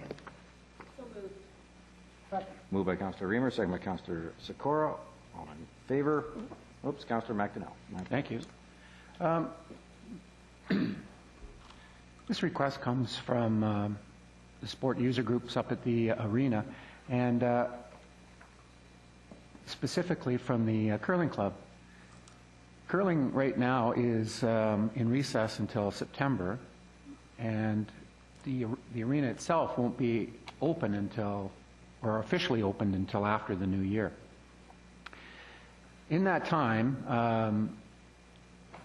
from now until November, when the recommendation that no further action be taken on this matter, during that time, construction will be finished up at the arena, and the new lounge will be open, and the users will actually have a chance to see the arena finished and in its final form. Right now, there's a lot of misconception. There's misinformation on really what it's going to look like and what the function of the arena is going to be at the end. And so, November is a good time to reevaluate and look then if these stairs will actually be needed. Thank you. Seeing none other. The recommendations on the floor, all in favor, opposed, carried unanimously. Item 8.3 concerns the Town Centre Park Mobile Concession Services. The recommendations that Council authorize the continued provision of mobile concession services by the current operators within Town Centre Park until February 28, 2013. Moved by Councillor Lynch, second by Councillor Reamer. Councillor McDonnell. Thank you. The owners of the concession there have been doing a great job. They're great tenants and they're good corporate citizens for Coquitlam. And I'm glad to see that things are going well with them and they're going to be able to continue on operating their concession in the park.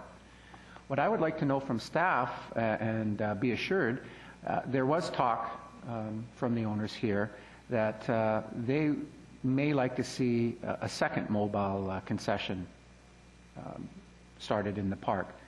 So my question to staff is, will there be any issues or problems with a second mobile concession if they want to put this forward?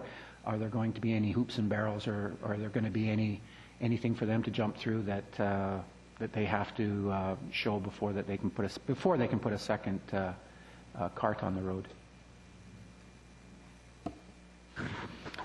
Yes, Your Worship. The staff have not received a formal proposal from the concession operator. We would welcome receiving a proposal about a second mobile cart and would be happy to work with the proponent to review any technical issues that might need to be dealt with. For example, it was necessary to create some storage for the one mobile cart. If they wish to expand, there might be some technical issues about storage that we would be looking forward to working with the proponent on. But I think the first step would be to actually receive a formal proposal. They put that parking for their cart, that was on their own expense, wasn't it? That's correct. Yeah, so expense really isn't an issue here for parking then, so there shouldn't be an issue if they want to put a second one on?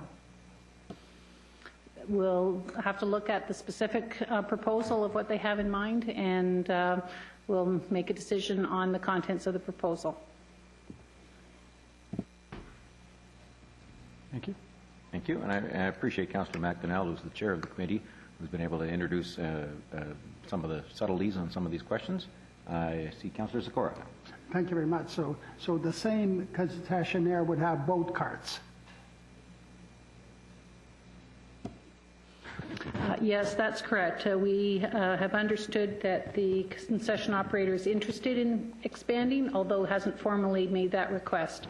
But if they're interested in doing that, we would definitely entertain that. They currently have a non-exclusive permission to operate concession services in the park and are very successful at doing that. So we'd love to talk to them about expanding that service to bring more benefits to park users.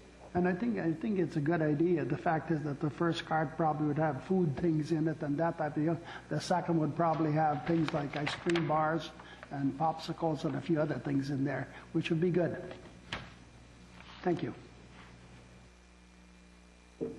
Thank you. Seeing no other speakers, all in favor? Opposed? Carried unanimously. Item 9 is a bylaw for fourth and final reading. It's the bylaw notice enforcement amending bylaw number 4117. The recommendation is that council give consideration to fourth and final reading of bylaw 4117. Moved by Councillor Asmundson, seconded by Councillor Reid, and I'm looking forward to the day when we never again create a bylaw called the bylaw notice enforcement bylaw amending bylaw, with the word bylaw in it 3 times. But anyway, that's the one before us now. Seeing no speakers, all in favor, opposed, carried unanimously. Item 10 is fourth and final reading of highway dedication cancellation bylaw 4103 and speaks to an area adjacent to 1400 Lougheed Highway. The recommendation is that council give consideration to fourth and final reading of highway dedication cancellation bylaw 4103. Moved by Councillor Reid, among others, seconded by Councillor McDonnell. All in favor, opposed, carried unanimously. Item 11 is fourth and final reading of street and traffic bylaw amendment bylaw 4111. The recommendations council give fourth and final reading to street and traffic bylaw amendment bylaw 4111. Second. Moved by Councillor Asmundson, seconded by Councillor Robinson. All in favor, opposed, carried unanimously. The final bylaw for fourth and final reading concerns local area service construction bylaw 4115, and the recommendations that council give fourth and final reading to local area service construction bylaw 4115. Moved by Councillor Robinson, second by Councillor Reamer. All in favor, opposed, carried unanimously. Item 13 is a staff report, and it pertains to a permanent shelter and transitional housing at 3030 Gordon Avenue, and it's an update on partnership with BC Housing. The recommendation is a 2-part recommendation. The first one is that council receive the presentation that came earlier in this evening, and part 2 is that in consideration of the presentation and discussion with BC Housing, authorize staff to do the following. Finalize the preparation of the request for proposals related to 3030 Gordon, and that this document be used to finalize in close collaboration with the Tri-Cities Homelessness Task Group, BC Housing, and distributed by BC Housing at the time of provincial capital and operating funding commitment to the project. That we work with BC Housing and its consultants in the design and implementation of the community consultation program for 3030 Gordon, and that this work be funded by BC Housing. And C, that the MOU document endorsed by Council in March 2009 to fully identify city contributions to date to the permanent shelter project. Moved by Councillor Asmundson, second by Councillor Robinson. Councillor Reid.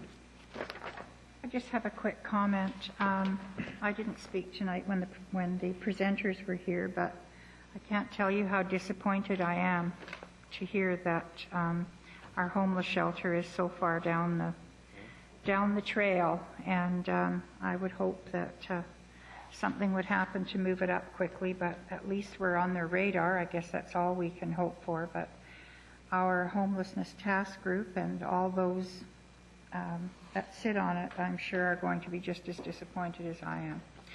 Thank you. Thank you. See no other speakers. All in favor? Opposed? Carried unanimously. Item 14 is an application for a permanent change to a liquor license for a food primary establishment. This is the Keg Steakhouse and Bar at 2991 Lougheed Highway. Council recommendations that council consider the application by the Coquitlam Keg Steakhouse and improve one of the 2 alternatives. Either direct that a public consultation process be initiated at the cost of the applicant, or to opt out of commenting on the application, noting that the liquor control licensing branch may choose to conduct its own process. Number 2. Second. Councillor Sikora, moved by Councillor Sikora, seconded by Councillor Asmundson. Option number 2, which is to opt out of commenting on this application. Councillor Reid. I also notice on page 2 that we have not supported any previous applications for food primary for an extension past midnight. Is that correct, whoever would do that? That is correct. There was, in fact, a previous council motion to that effect. So once we do one, you will know that we will probably get other ones. I'm not saying I have a problem with it. I'm just, this will be something, this will be precedent setting in our city. Thank you. Thank you. Councillor Reamer. Thank you. I don't support recommendation number 2. I would like to go the number 1 route, which is conducting our own public consultation process. I note from the application that the KEG is actually really only asking for 1 additional hour, 2 days a week. So if my understanding is correct, that would go from midnight to 1 a.m. on Fridays and Saturdays. So it's actually, in my mind, not a huge change to what they already have. I much prefer going through our own processes. That way we know everything is covered and can make the recommendation accordingly. Thank you. Thank you. Councillor McDonnell. Thank you. I'm going to support number 2. I appreciate the fact that we have had issues in the past. However, there's nothing before me that says that there's anything negative about this application. And in fact, there are no residents in the immediate area. So I have absolutely no issue with this. And they're good corporate citizens, so. Thank you. Councillor Skora. Thank you very much. I also, I moved to number 2 because I feel that the fact is that, like Councillor Edmondson or McDonnell said, there's no residents close to there, and the fact is they're an eating establishment. So it's not going to be like a cabaret or like a pub that is going to be open just for drinking purposes only. You can go there and eat and have a glass of wine or something with it. So there's no reason why we should be putting them through the process of going through finding out what the surrounding area would support or not support. It's all mainly businesses, so really no problem in there whatsoever. You, Councillor Reid. I already spoke. Your light was on. I'm just a shy. Yeah, it's really hard. It is very hard to dim your light. Okay, Councillor Robinson. I agree that I don't think it's a big issue. I think with 1 extra hour, and Councillor Sikora is right, there are no residents around. But again, I keep getting drawn to good process. And what's good process? And I think that it is worthwhile to consult with the public, and that we could weigh in as a council saying, yes, we could fully support this too, or not. But without some sort of public consultation, I'd like to hear. So I'm actually not going to support opting out. I'd prefer to have a public consultation that would certainly give me more information about what kinds of impacts this change might have, and then I'd be prepared to comment. Thank you. There's really 2 questions here. One is this an acceptable application from our perspective? And secondly, which route do we take? The requirements of the Act allow for us to comment, but only if we have a public consultation process, or we can opt not to have a public consultation process, in which case we also opt out of commenting. And I don't have any problem with the KEG having an extra hour twice. It's Friday and Saturday nights. They want to be open till 1, I think it is. And I don't have any problem. This is a downtown. We've created a very intense downtown, and I think that's wonderful. As a result of that, we're trying to create some nightlife, perhaps. It's a downtown location. It's got no residential around it in an immediate vicinity, and there's no entertainment inside the facility. And so and as has been said, it's a good corporate citizen, so I don't have any problem whatsoever. But I don't get to say that to the provincial government unless we have a public consultation process. The motion is, number 2 is on the floor already. And Councillor Lynch, and then Councillor Reamer. Councillor Lynch. See, I guess the issue I have is that we have previously, for a lot of years, said no to extending the hours, the liquor licensing hours of any restaurants. Not that I have a problem with doing it, but I think if we're going to be departing from such a consistent pattern we've done, it wasn't that long ago we had another application before us where we actually did turn it down. And maybe that's the way we want to go. Maybe the next one's going to be like a Milestones or some of the other restaurants that are around that want to extend theirs also. And I think if we're going to depart from such a tradition, basically setting a precedent for the city, because it is quite a bit different, that I see no harm in having a public consultation to allow there to be a vetting of the different opinions. Maybe it's not just residents, it could be the business community. But also it does give the council the opportunity, if we feel that it is in the best interest of the city and then the good corporate citizens and we want to support it, we have the opportunity at that time to state so. And I think if we really are going to sit around here and say they're great corporate citizens and we should do it for them, then what's the problem with having a public consultation and making that statement at that time? So I will be voting against opting out, and I believe there'll be a motion coming forward for option 1, which I will be supporting. Thank you. Councillor Remer is up next, but she's already spoken once. Is it a matter of clarification? It is, yes, Go ahead. thank you. My question is to staff. What is the difference? The last few liquor applications we've had, we have chosen to handle ourselves using our own public consultation process and our own recommendation. This one, will the Liquor Control and Licensing Branch do their own public consultation, much like we would do, or how does that work? If we opt out, then the Liquor Control Branch, what process takes over from there? Mr. McIntyre? Or Mr. Okay. Mr. Gilbert. Yes. Generally, we opt out, and they have the right to conduct a process. Sometimes they may use their own experiences and such, but we don't have a right to comment further. We just simply tick a box saying that the City of Coquitlam has no comment on the application. We don't get to send the report or any of those other items. When they do choose to do a consultation, they sometimes put up a sign. They may not do the same type of mail out that we would do to the vicinity. They may run newspaper ads. It is really up to their discretion. I'm not sure of their internal policies and procedures, but that's along the lines of how they would proceed. Mm-hmm. Well, I mean, I support their request, but I still prefer that council have some sort of recommendation to make. So I'm going to have to vote against option number 2, even though I'm not against their request. Thank you. Okay. That last comment you weren't allowed to make because it was your second time around, but the clarification we'll accept. Okay, no other speakers. The motion is option 2. All in favor? All opposed? The motion fails. That's going to, okay, it can be fine here. Is there another motion? I think we'll be okay. Moved by Councillor Reid, seconded by Councillor Lynch, that we proceed with the public consultation process to find out the public's opinion, and then away we go. Councillor Sikora.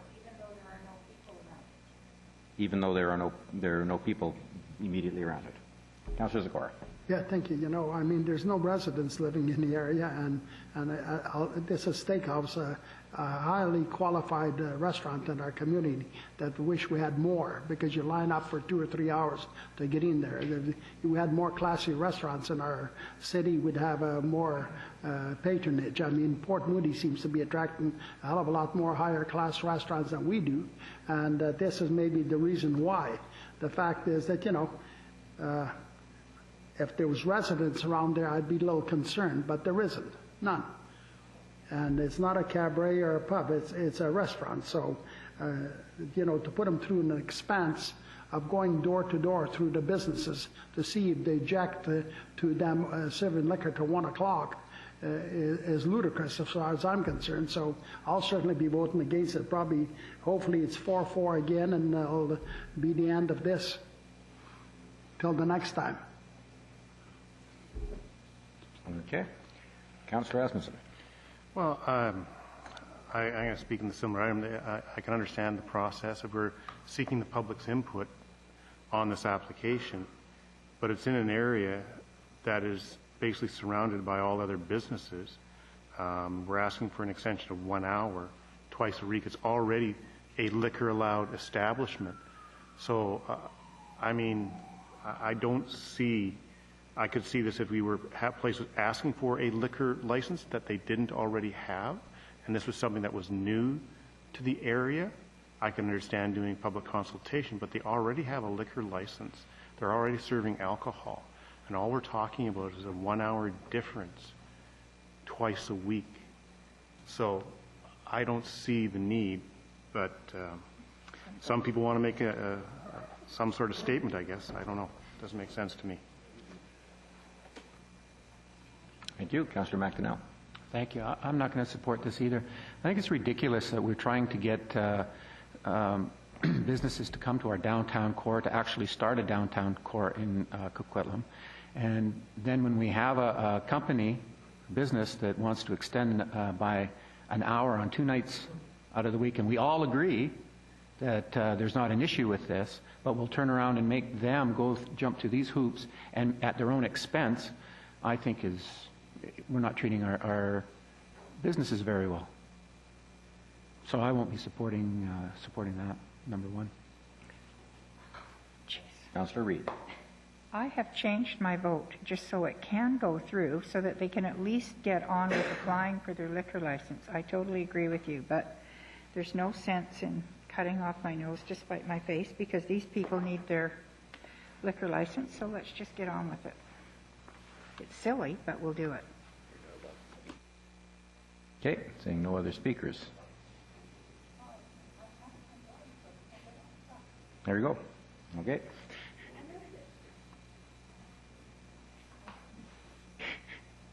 Okay, Councillor Reid is supporting her motion, so the motion is number one. All in favor of that? All opposed? Councillor Sikora, Councillor McDonnell, Councillor Asmussen are opposed. Motion carries. They can proceed with a consultation process and it will come back to us.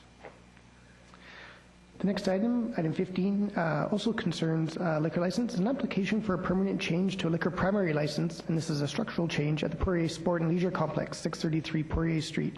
The two-part recommendation is that council support the application for a permanent change to the liquor primary license at the Sports Centre complex, and that the report of the city clerk before you be forwarded to the Liquor Control and Licensing Branch to serve as council's comments on the application. Moved by Councillor Reid, seconded by Councillor Reamer. Councillor Robinson. Thank you. I just have some questions from here in the report.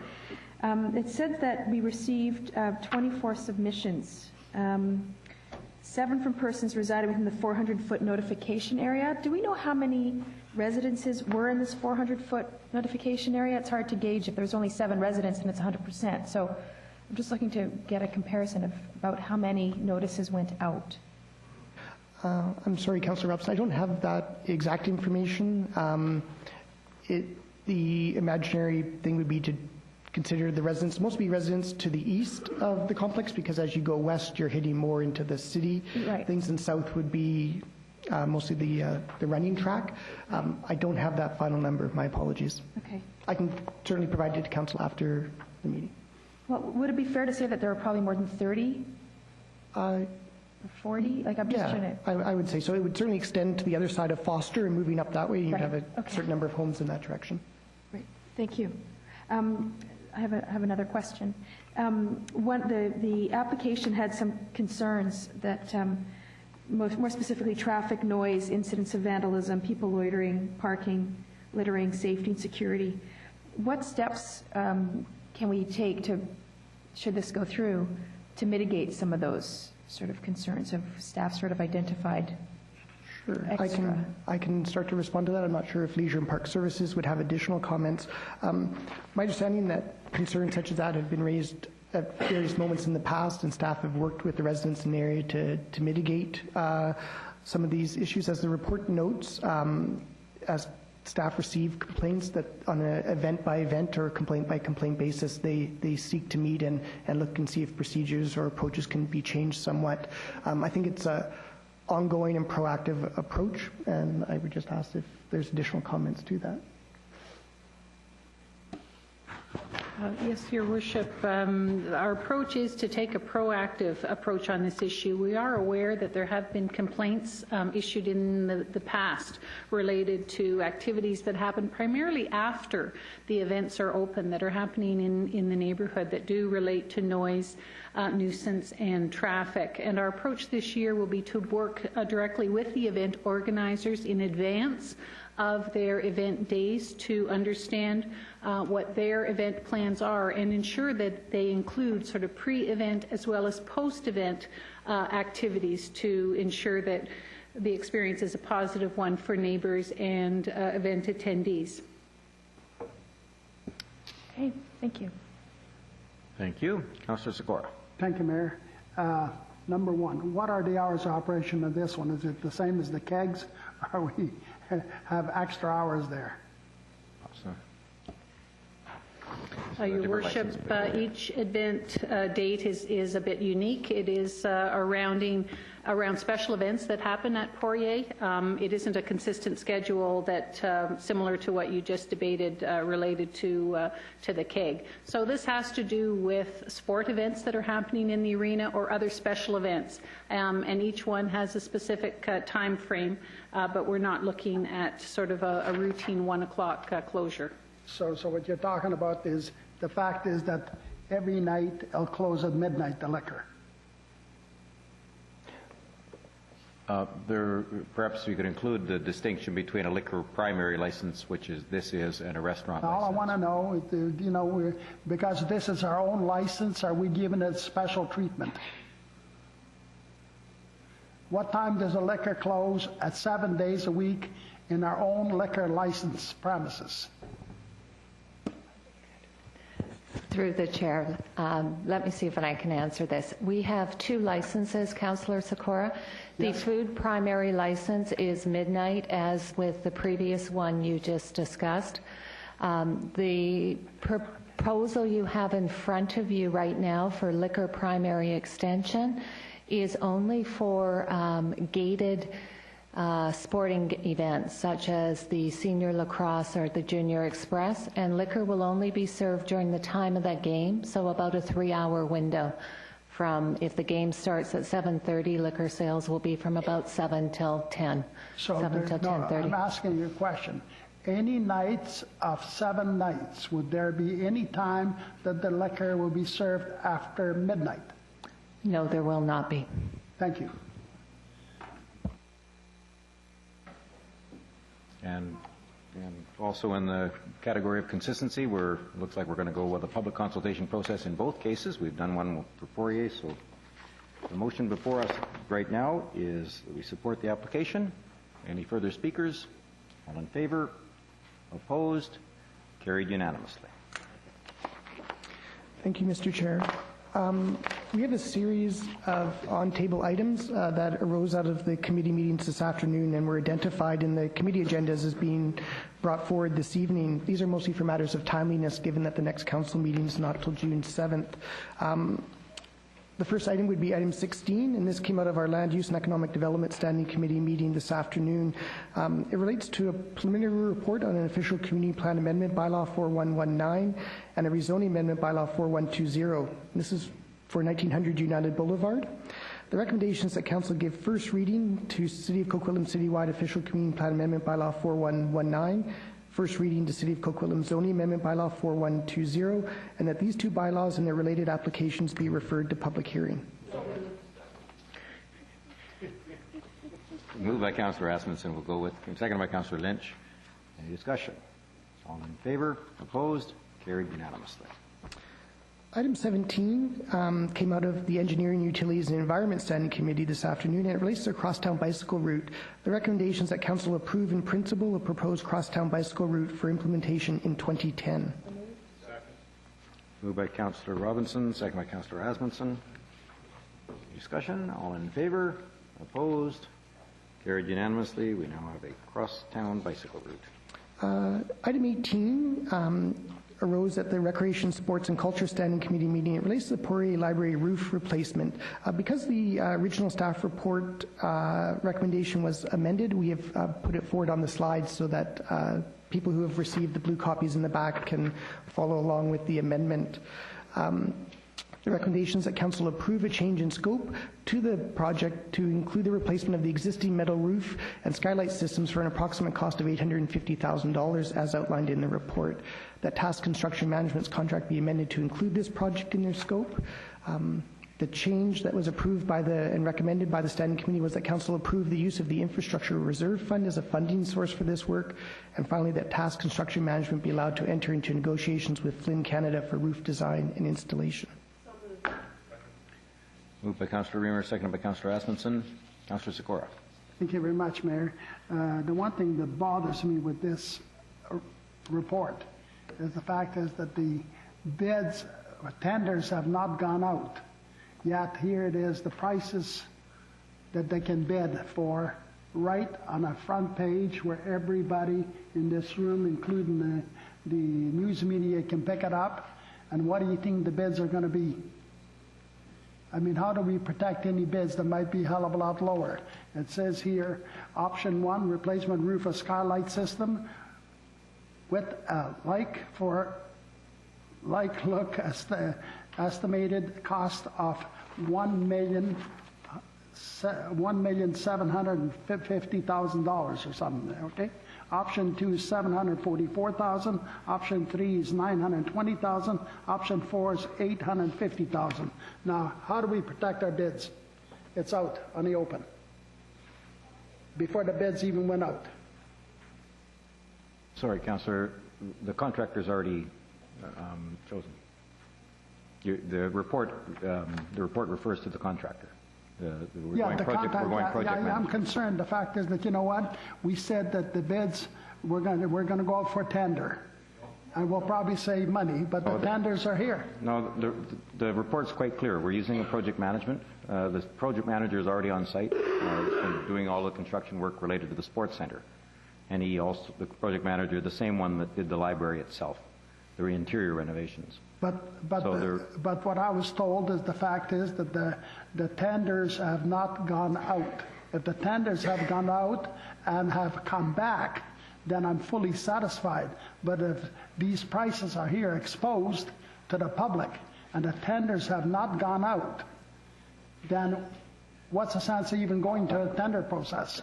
Councillor Sikora, I expect that well, let's go to Mr. Okay, Stedman. go ahead. Mr. Stedman. If I could just highlight, this is the setting of a budget. All our budgets are public. When the council announces a budget for example, the overall sports center, it was originally announced the budget was $62 million, and that is public knowledge. That just means that's the funding source for the project. There still will be competitive bidding. We expect a number of bidders from that. This is just the funding envelope. This is not indicating what people should bid for the project. But yeah, and Mayor, I understand that perfectly. But here's my, I don't know how I can get through, is the fact is that here's, the bids are wide open to anybody that's going to bid. If there was somebody sitting right here that's going to bid on this project, they could say, oh, there's $1,075,000 in there for the roof replacement. I'll bid $1,074,000. See, these are the things. Maybe we could have got a bid of 800 some odd thousand, maybe 700,000, who knows? But now we've closed the door on ourselves, and that's exactly what's happening to our taxpayers' money. We're not protecting it.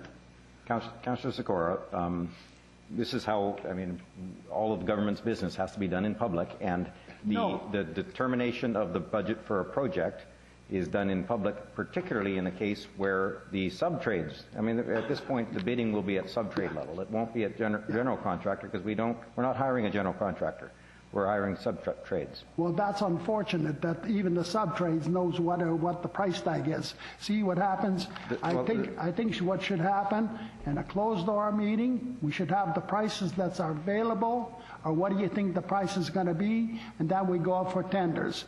But to let out the price ahead of time, I think we're doing a big disservice to our taxpayers. Well, and maybe I'm totally wrong, but I've been a businessman all my life, and I wouldn't do business this way. Well, we can't seem to guarantee the secrecy of a closed-door meeting anyway. Councillor Lynch. Well, thank you, and I've read the report, and I understand the urgency for doing the library roof.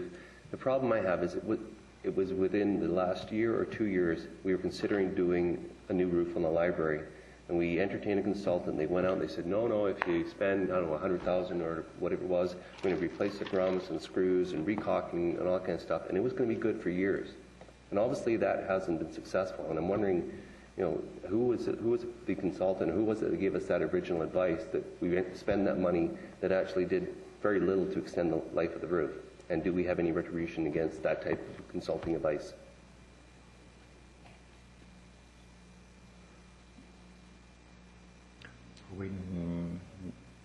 There's a small debate over where the answer might come from.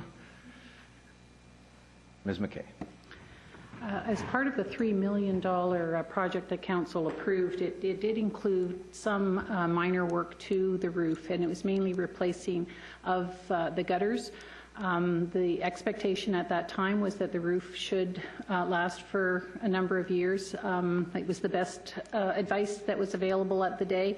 Time has proven that there were more substantive roofing issues that are clear now, that we can't just do minor replacements there. A full roof replacement is necessary.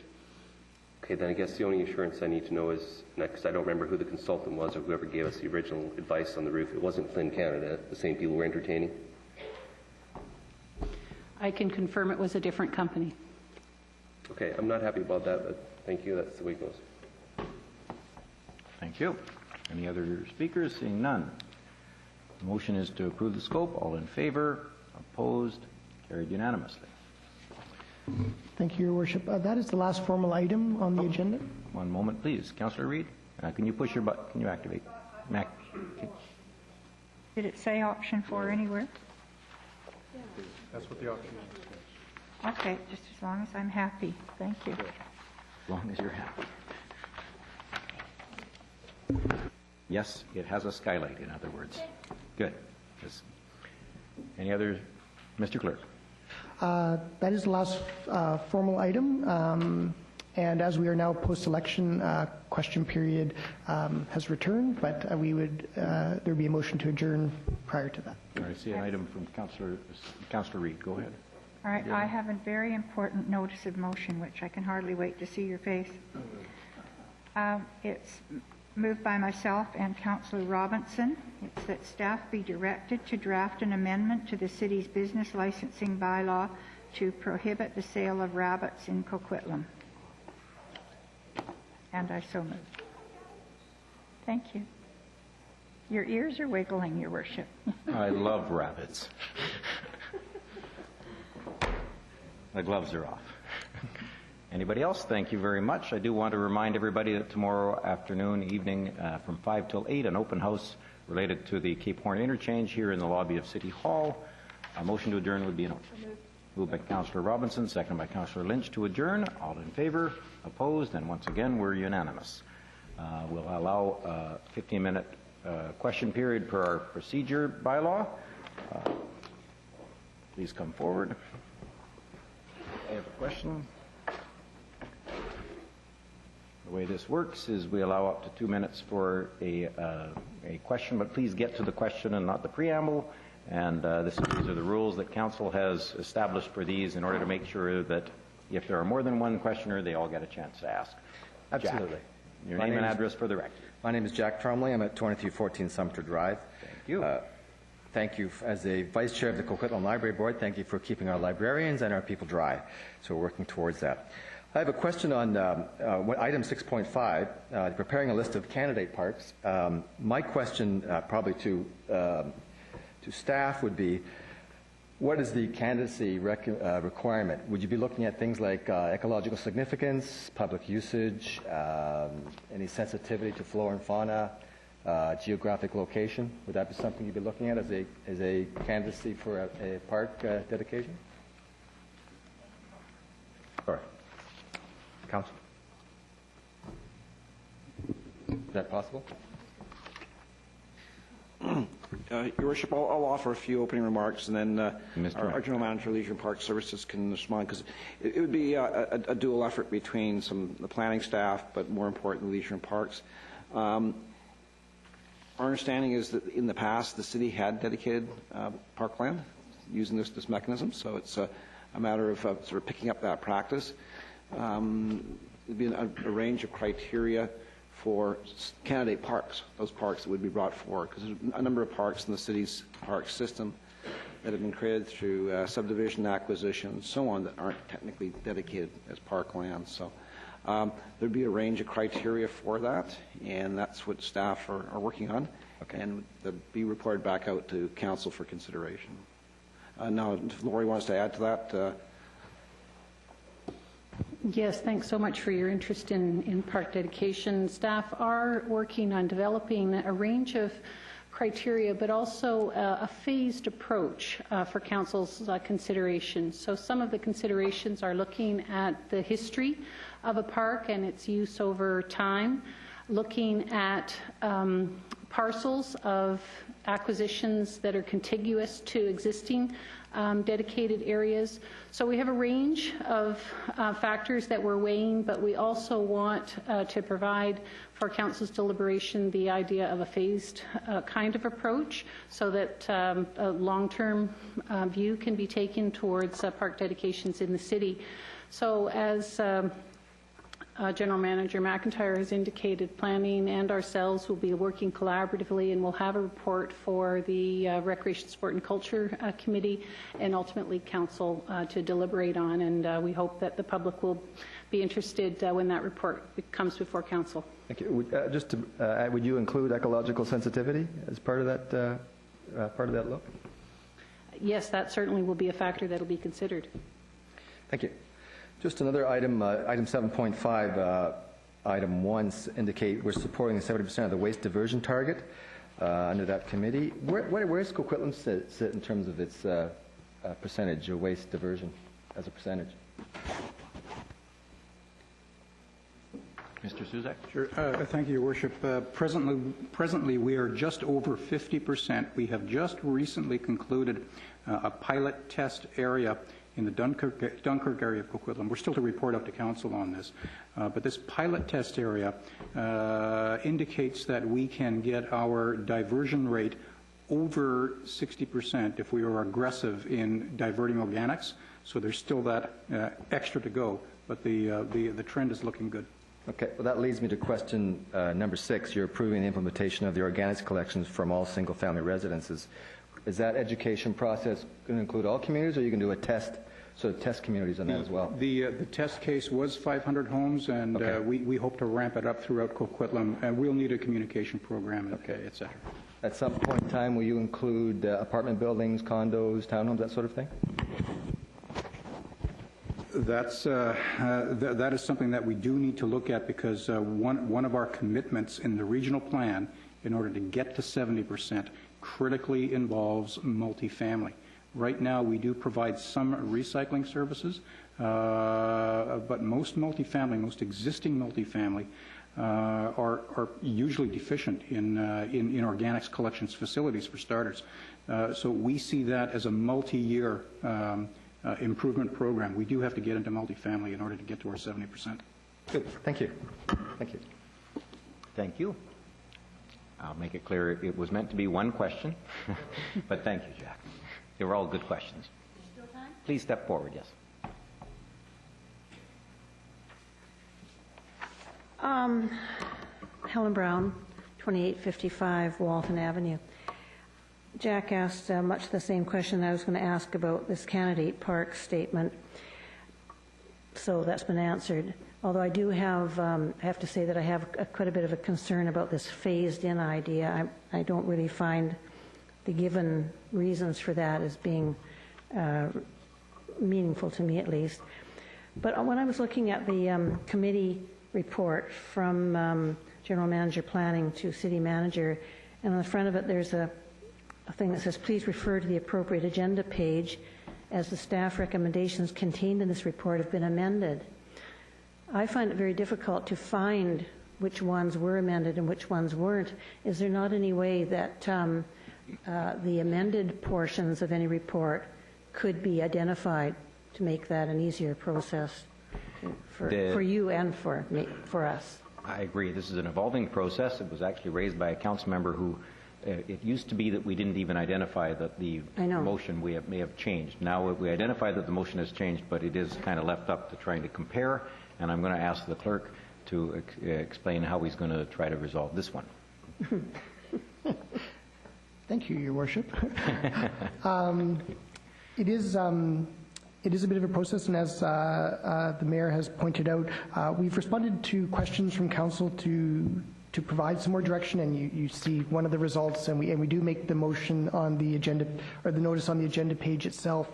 Part of the challenge of the clerk's office is that these are the copies of the original reports that went forward to committee, and if we were to proceed with large-scale modifications, you'd essentially be rewriting the reports in a very small window between meetings, and you would start to lose the audit trail from which the original decisions were made. When it says recommendations have been contained, it's only referring to the motions that would go before council. It's not referring to the rest of the report. So it's not as if other parts in the body or in the main language of the report have changed. It's the recommendation being made from committee to council.